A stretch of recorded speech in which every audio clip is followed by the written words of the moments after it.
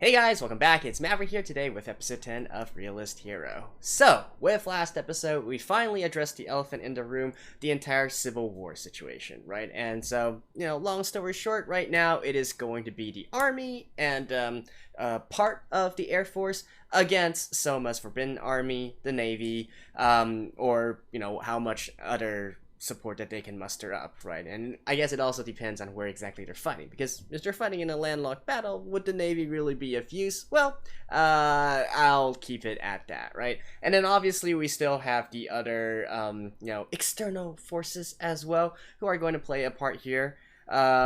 We should still be able to wrap this up quite nicely if we start right now. I'm assuming though they will end somewhere around the second volume of the light novels. Hopefully they will get a chance to really go through all the intricacies of what happened and why the Civil War happened in the first place, right? Because it's actually a little bit more detailed and a little bit more well thought out than you might think on the surface. So in any case, let's get into the episode. Alright, let's begin in 3, 2, 1, play.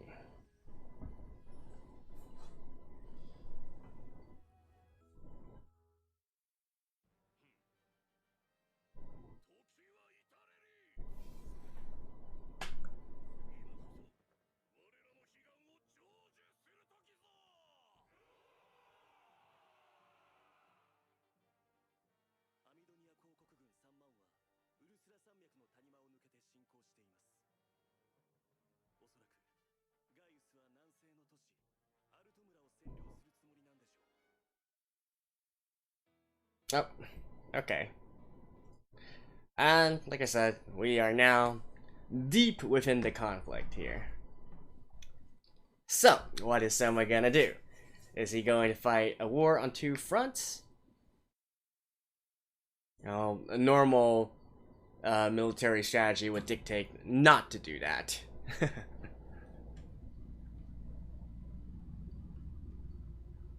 I mean, to be honest, the novel does follow a lot of the, I hesitate to say cliches, but let's just say common tropes in military thinking and whatnot. I'm talking about like Sun Tzu's The Art of War, that sort of stuff. So if you have read through that before, a lot of situations arise when he can utilize a lot of what was discussed, right?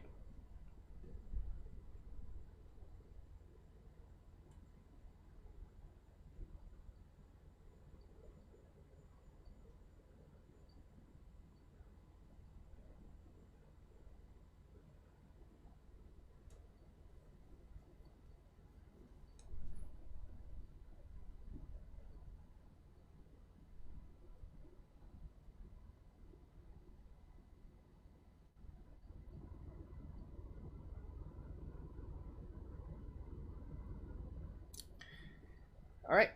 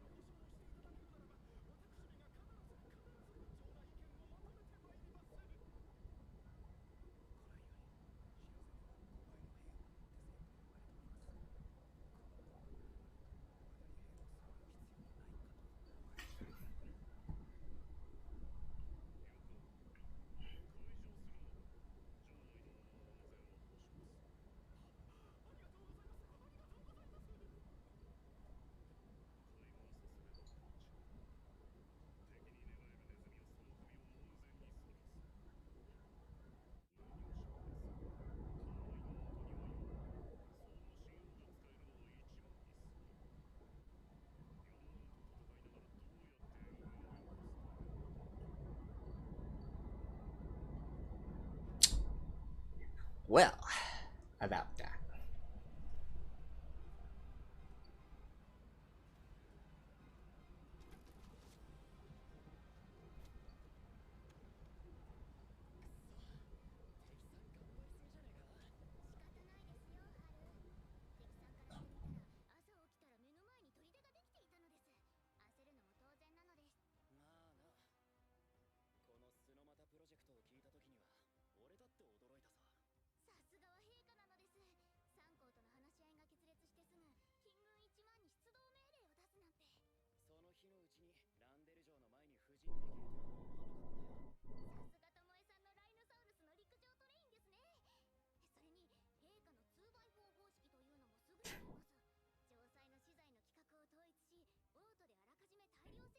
So basically, the battle of logistics. Lessons that we learned during World War I. Or actually a little bit before that.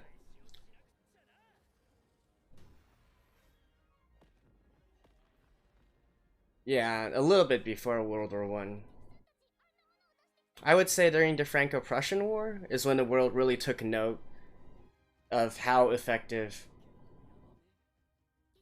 mobilization strategies are in times of war.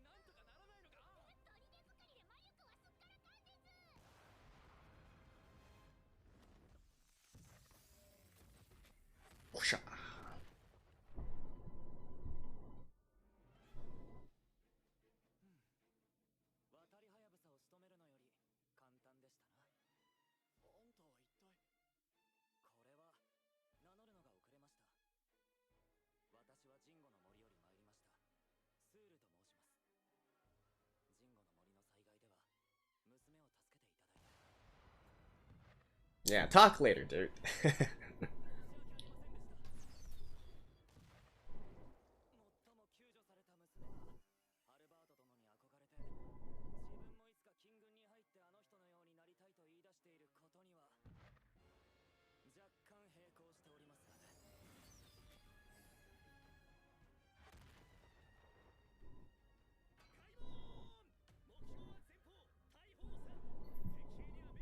Cavalry charge!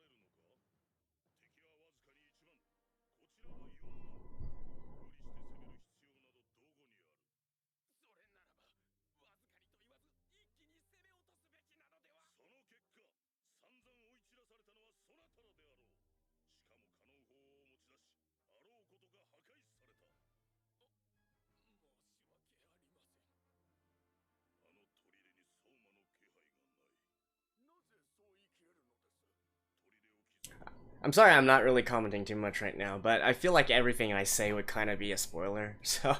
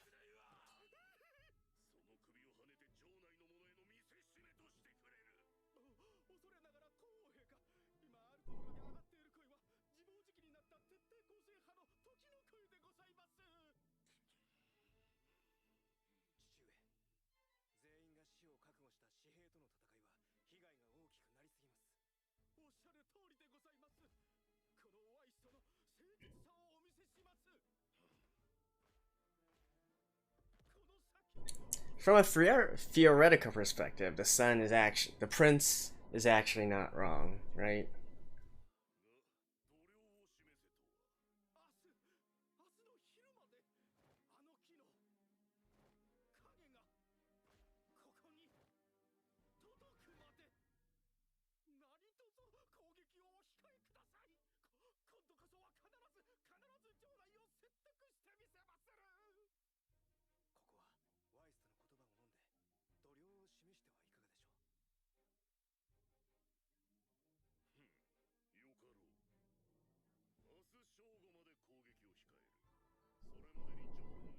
Now, to be honest, this part is a little bit more dubious to me, right? That a literal king of a nation would be persuaded by some gold dust when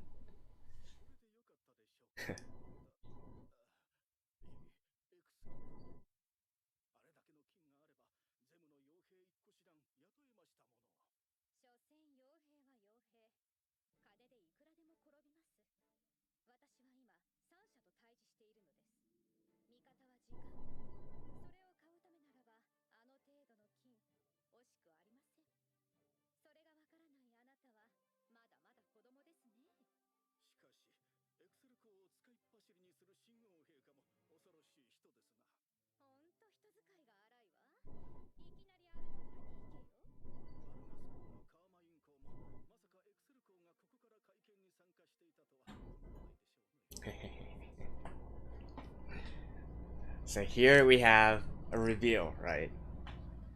That the Duchess was actually already on Soma's side from the beginning.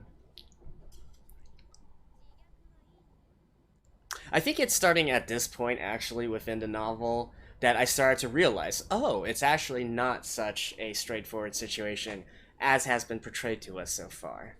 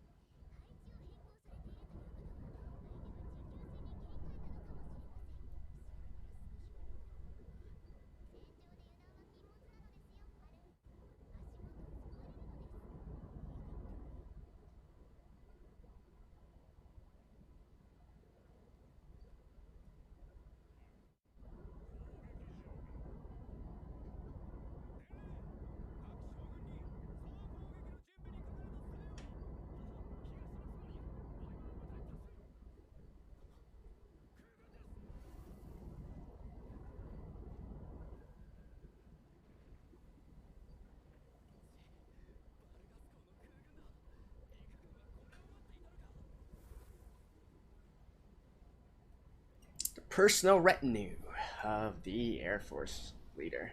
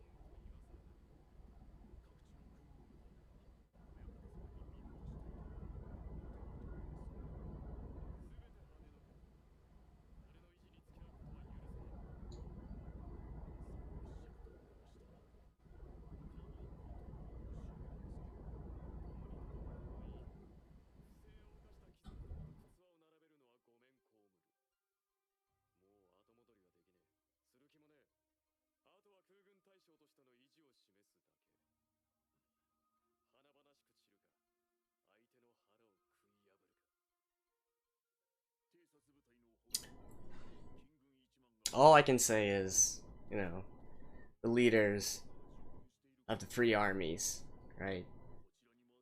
Army, Air Force, and Navy. None of them are slouches, nor are they inherently bad characters.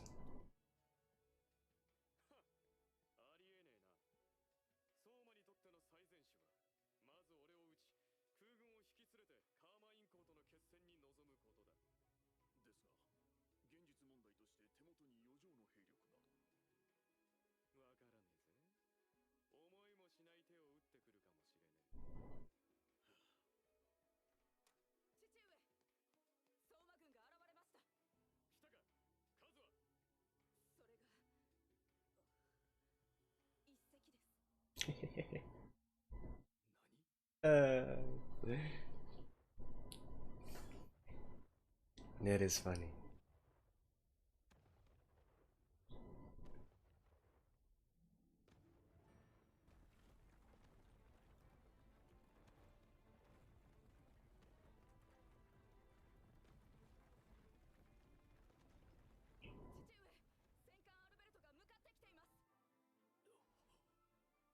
Talk about moves you don't expect, eh? It's a land ship!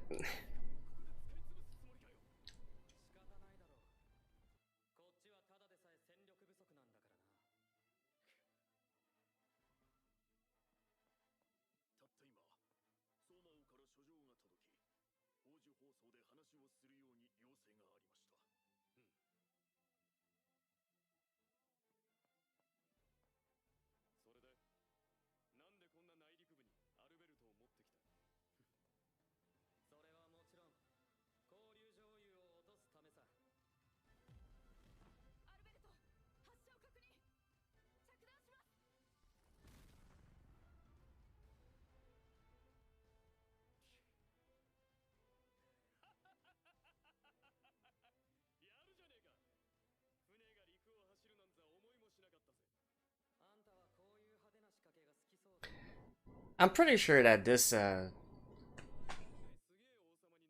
have to check. I'm pretty sure that there is an actual historical reference for this as well. You know, putting a ship over land and dragging it to, you know, launch a surprise attack. Typically, they don't launch the attack while still on land.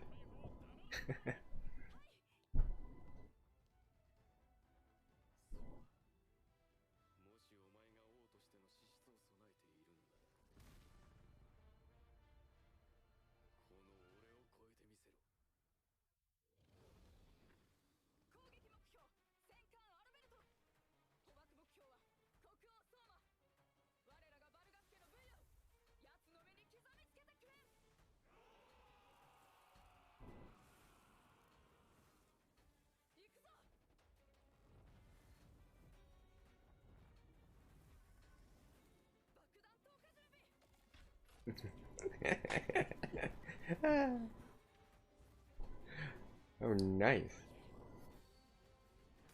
Okay, I completely forgot about the anti-air missiles.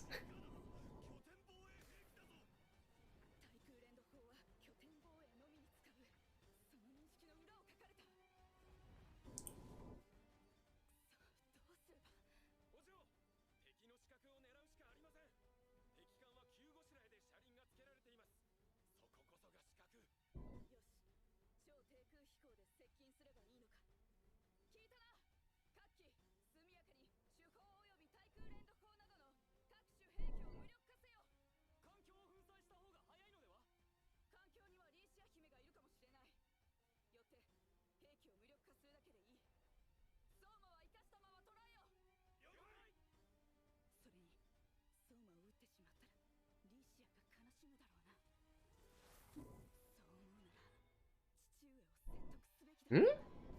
That's a bit weird. I actually... Huh. I thought she wasn't supposed to realize that until after talking with Lucia and Soma, but oh well. I kind of.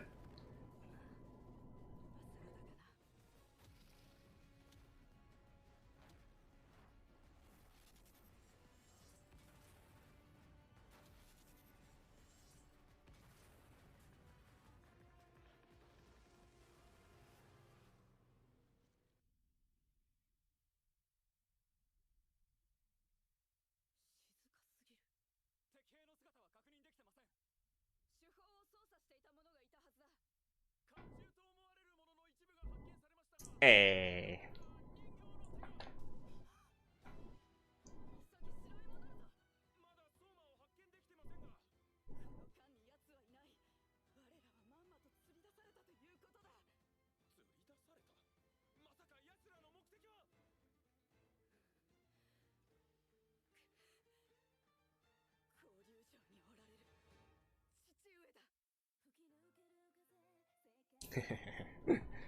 Uh, by the way, that was Aimee who voiced that character, who's also singing the ending thing here. Yeah, it is getting fun. Let's talk more after this. Alright, so we kick off the battles here, and I think it should be quite clear at this point what's actually going on. Soma is basically employing the strategy of delaying or halting. He has to battle on multiple fronts, right? There's at least 3 different fronts that he has to go towards. One is the army, one is the air force, and then the other one is the foreign invaders here. So on the other 2 fronts, he's using ways of delaying them, setting up forces, not really engaging at that time, whereas he deals with the air force first, right? As Caster has said as such. So I don't think it would be considered a spoiler at this point, right? Which again goes in line with the normal thinking of the times and whatnot.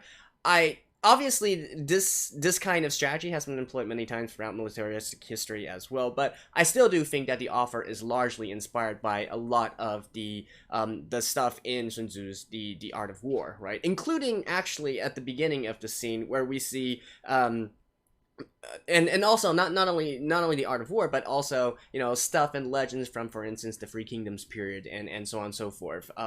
So like in the beginning there, even though it's clearly just a front, right? Actually, they had the full attention of continuing to delay the foreign army and just trying to buy time there, in whichever way is possible, trying to act strong when they're not, and so on and so forth, and then trying to delay them so that once Soma is done with the other parts, then he can bring his full forces and kick back the invading army.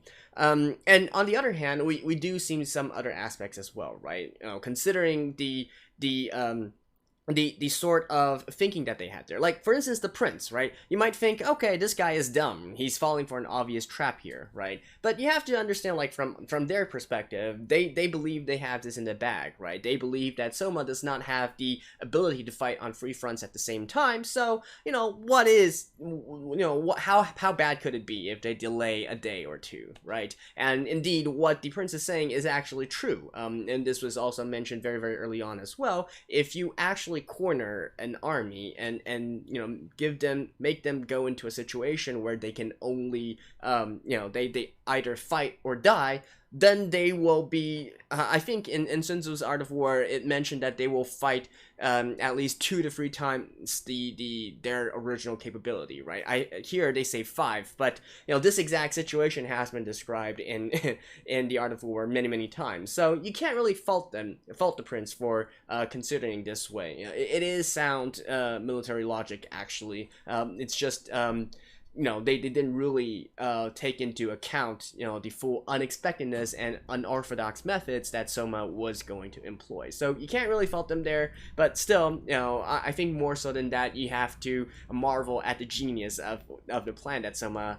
and Hakuyo laid out, right? Including, for instance, the fact that, hey, during the Three Dukes conference, Walter, right, the naval general, was already on Soma's side. So that was actually all a farce, right? It was just there to just to convince the others and whatnot, but she was already working with Soma under his command, and already setting up those stuff over there, and so on and so forth.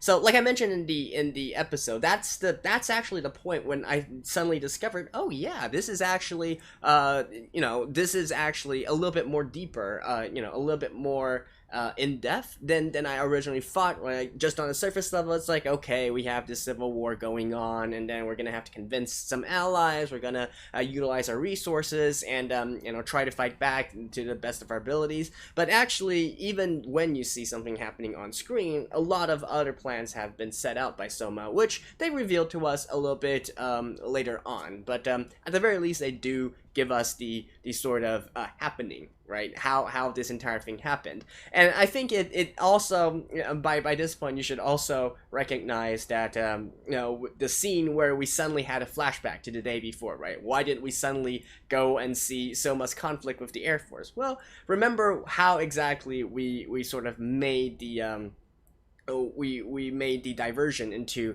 that part of the storyline, right? It was actually whilst something was happening in real time in regards to another front of the conflict here. So that is indeed quite fun.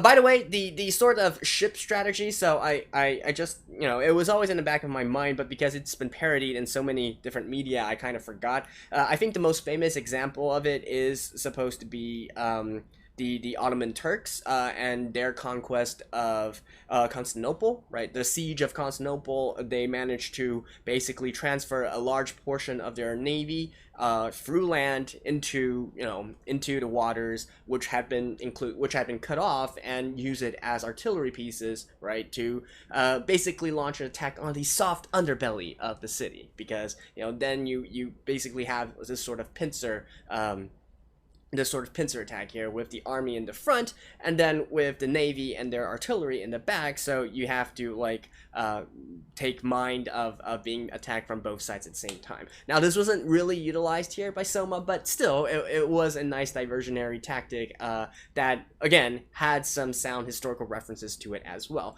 I think this is one thing that really you can enjoy from this series. Like, if you do have a historical mind, or you love to read about like what happened in history, some famous examples, some famous ingeniouses or brilliances that were pulled off. This series is really not so much about them trying to reinvent the wheel. It's really Soma calling upon his knowledge and trying to recreate a lot of things that happened already in the past here. So you gotta, at least for me, that makes things much more interesting to see that, oh yeah, he's taking a page out of this book, he's taking a page out of this book, and then basically piecing it together and utilizing it to the fullest of his abilities. So that's the situation there. And I actually had to quickly check in regards to Carla's situation, because I was thinking maybe that they got something wrong, but actually I misremembered. So what happened here is that, initially we saw Carla being very indignant about the entire situation, right? He was like, oh, Soma is taking Leisha hostage or something of that sort. I need to rescue her and blah, blah, blah, blah, blah, blah. But actually she was also present during the Three Dukes meeting, or at least privy to the knowledge, right? She was observing it as well. So once she saw Leisha cutting her hair, showing off her determination, Carla realized that, okay, yeah, actually this is out of Leisha's own will, and since, as her friend, knowing that your friend actually fully supports Soma and whatnot. So for Carla, it's also kind of like, am I doing the right thing? Am I in the right? Am I the baddie? That kind of stuff. And when you lose your will to fight, you probably can't fight really well, right? But yeah, anyways, so that's all I want to comment on for this. Again, I'm really trying to walk the line here, because saying too much more would result in spoilers, and especially for something like this where they do have layers of plannings and scheming and stuff within it. I definitely don't want to spoil this for you guys. But in any case, we are ending at the point where we see that the battleship was just a diversionary tactic, and of course, in order to, there's only one, crowning jewel of this particular conflict, right? And that is all the way into HQ. So, that is where we're going to kick off next episode. I will see you guys then. Stay tuned, and bye-bye.